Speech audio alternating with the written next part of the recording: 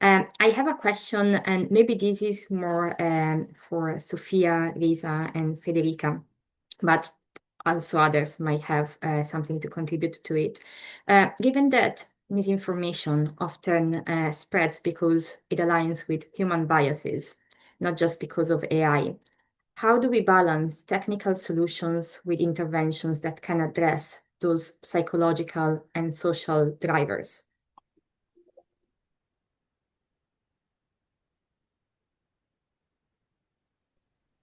If I may, Virginia, because I think this connects to something that I was trying to convey at the very end of my presentation. I think technical solutions are fundamental, but it seems to me that they are also very specialized. So I doubt that this is a solution for the general public. I wouldn't want to think that every one of us needs a deep fake detection tool on their smartphone.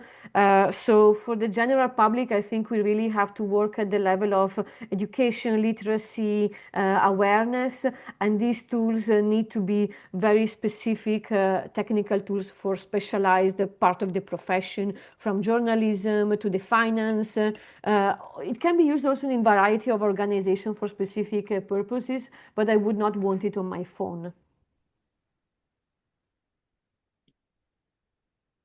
Sophia, yes.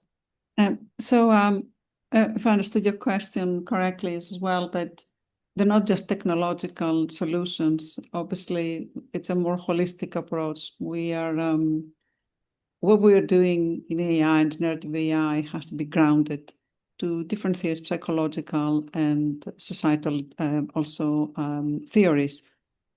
So our approach is there must be definitely, they have to be informed by behavioral science, and there are lots of research which tries to bridge the behavioral change that we have as humans and the psychology with the solutions that as technology providers we do. I think this becomes more and more a need now, that whatever we produce, it has to be holistic and it has to be very much evaluated by humans. So the alignment basically outcome of the solutions we're providing as technology providers with what the humans expect and how we take into account, you mentioned bias, misinformation, bias in our models, I didn't mention that, is very much culture. So how do I accept something and how my behavior changes? It's not in isolation of where we come from. So LLMs, there's also work as well on culturally based LLMs, and all these things come together. So I think it's a very much a holistic approach, which is a good thing right now. So not isolated, but there are many elements that come to fore when we try to understand misinformation and what actually, how we prevent it. Yeah, just to add to what Sophia said, I think definitely we shouldn't rely only on technological solutions. Just to bring back the example from the project in Ethiopia, one of the reasons why that remains to be a problem, which is the detection of hate speech in Ethiopia, is because they use low resource languages. So what that means is that the models do not have the context, and as Sophia mentioned as well, culture is really key. So basically these models lack an understanding of the cultural context in Ethiopia, so that that's why they're not very good at, even if there are tools which exist, they have LLMs which claim to be multilingual and so on. They don't really perform very well in kind of detecting this kind of harmful content because of a lack of complete understanding of the context. So definitely, so if somehow LLMs can be taught that context or have an awareness, and as Sophia said, this requires a holistic approach, so it's not just technological. So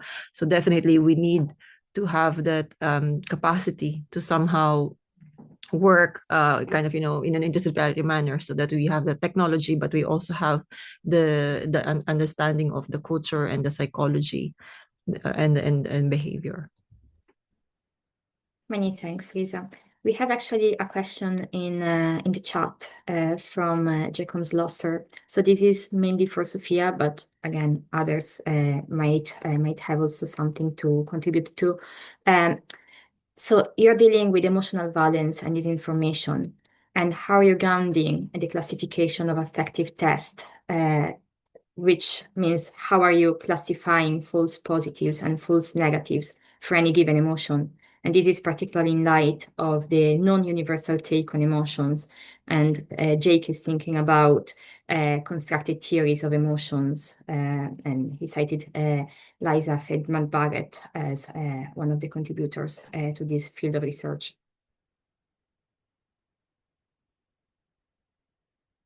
So clearly, that's a very interesting question. So so I'm just trying to see how I can answer it in a more sort of certain way. So for the different types of the classifications, for instance, when we were trying to analyze conspiracy theories, for example, and emotions in conspiracy theories, we very much had to define different tasks, which they were also defined by people who were working. Actually, it was from a major European project. And the different tasks, which are not, they were not binary, basically. We're not like, this is a conspiracy, it's not a conspiracy. But they were very much trying to capture if it's the intent, or if it's the topic, or if it's the stance. There is a degrees, basically, of misinformation alignment. So in order to do that, again, and how to classify is you need to, first of all, it's a kind of a grade of elements of what is, if it's exactly false or if it's true. Very often it falls into perhaps, or it's related. So I don't know if this is an answer to this question. So we found that for the conspiracy, that's why we analyze it to tasks which are, they look like, but they're not exactly. So first of all, in order to do that, to ground them, you need to have their tasks which have been defined, the people who work in misinformation, specific cases, in this case, conspiracy. And then you have different types of misinformation which are not binary, basically. I mean, that's a kind of, yeah. Thank you so much. I have another question, and this time is for Andrea, Yannis, and Eleanor. So we had several considerations about the use of watermarking and the importance of sharing intelligence. And often when we discuss fake images or generated AI-generated content, there are some considerations about labeling AI-generated content. So do you think that platforms should be required to label all AI-generated content, or does that risk of creating a false sense of security in users?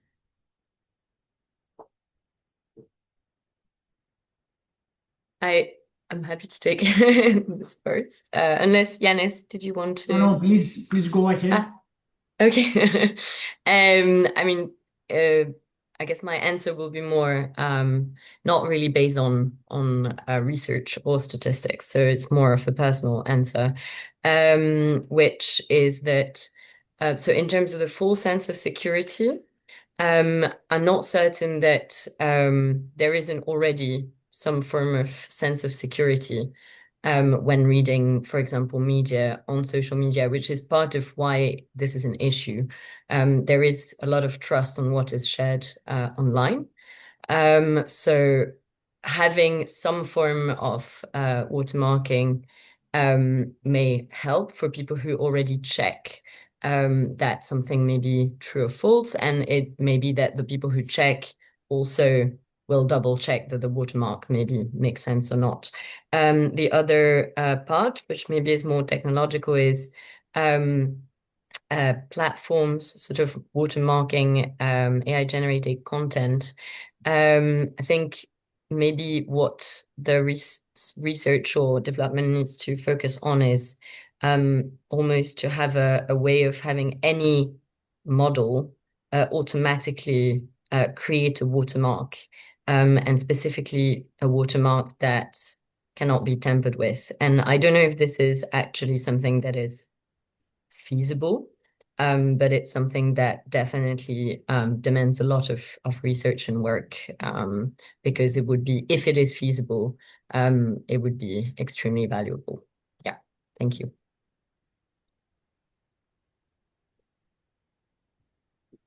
Yes, just wanted to add from my side, we are not directly working on this direction, but also we have seen in the past that, first of all, of course, is something useful and maybe quite, let's say, to an extent, a straightforward solution to add such kind of labels, and it can help in many cases.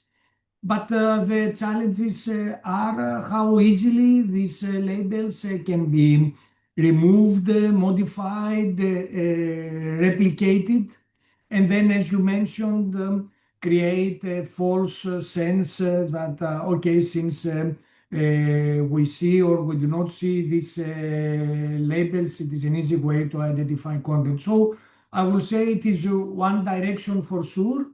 But the challenges exist there, and in general, it's not a, let's say, straightforward solution which by itself can solve the problem. Yeah, thank you, Virginia, for the question. Also, for us, is one of the direction of our applied research for anti-fraud and anti-disinformation and misinformation. We have a team of applied research in this field that is very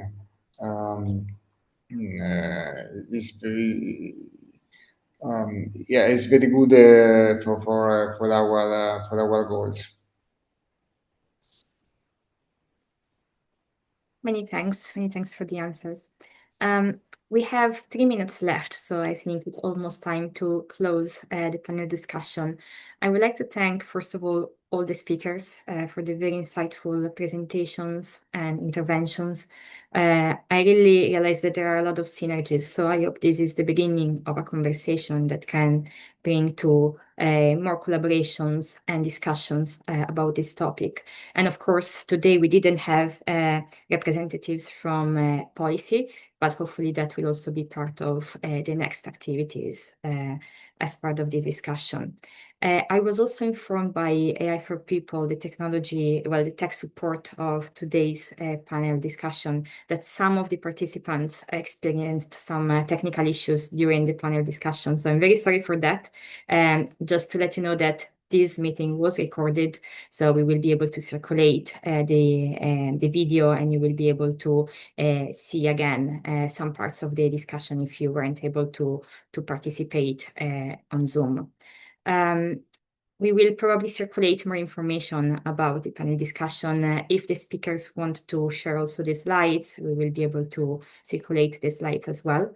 But today I just would like to thank everyone to participating in this discussion, and I hope there will be other opportunities to discuss again about this topic, both from a technical and from a research perspective, because it's a very fascinating but also very timely issue that we have to tackle together.